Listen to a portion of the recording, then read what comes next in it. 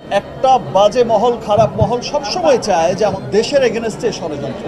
মনে হয় যে আমাদের প্রত্যেকটা মানুষকে সোচ্চার হয়ে প্রত্যেকটা দূরে থাকো ফিরে এসো না,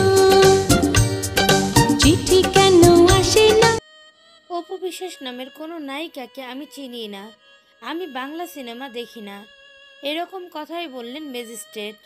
প্রিয় ভিউয়ার্স, সেই দিন আদালতে অপু বিশ্বাসের সঙ্গে কি হয়েছিল এবং এ বিষয়ে শাকিব খান কি বলল, বিস্তারিত জানতে ভিডিওটি না টেনে সম্পূর্ণ দেখতে থাকুন।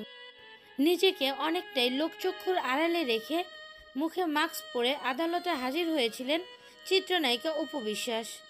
আত্মসমর্পণ করে শুনানিতে দেয়া বক্তব্যের পর 10,000 টাকা মুচলেখায় জামিন পান তিনি। রোববার দুপুরে ঢাকার chief metropolitan magistrate Mohammad Mostafizur রহমানের আদালতে হাজির হন অপু বিশ্বাস। আদালতের পেছনের সারির বেঞ্চে বসেন তিনি।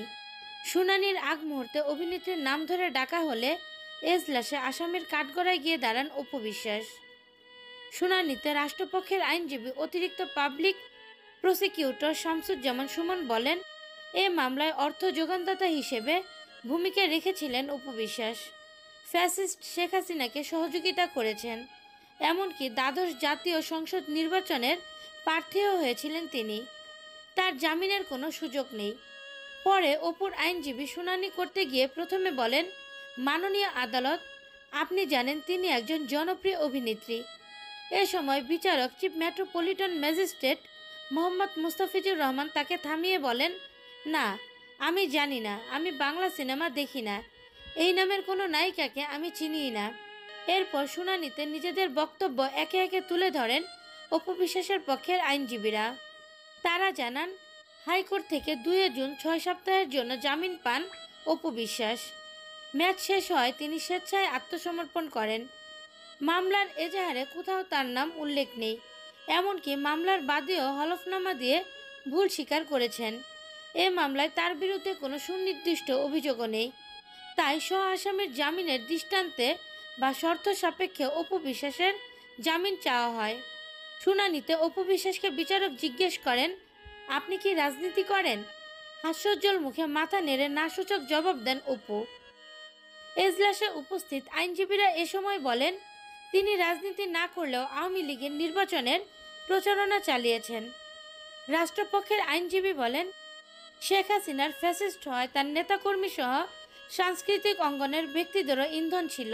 রাষ্ট্রপক্ষের এমন মন্তব্যে মুচকি হেসে অপু বিশ্বাস বলেন, আমি একজন অভিনয় শিল্পী, অভিনয় করাই আমার মূল লক্ষ্য।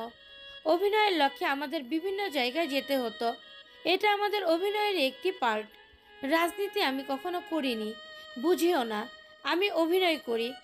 এ কথা শুনে এজলাসে উপস্থিত আইনজীবীরা উত্তেজিত হয়ে বলেন, আপনি এমপি হতে চেয়েছিলেন, এটাও কি মিথ্যে?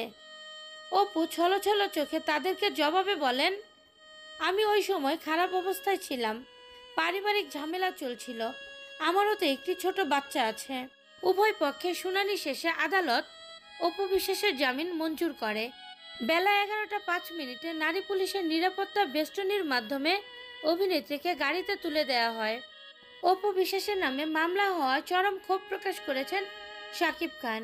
প্রিয় ভিউয়ার্স, এই বিষয়ে কোনো মন্তব্য থাকলে অবশ্যই সেটা জানিয়ে দিবেন আমাদের কমেন্টের মাধ্যমে।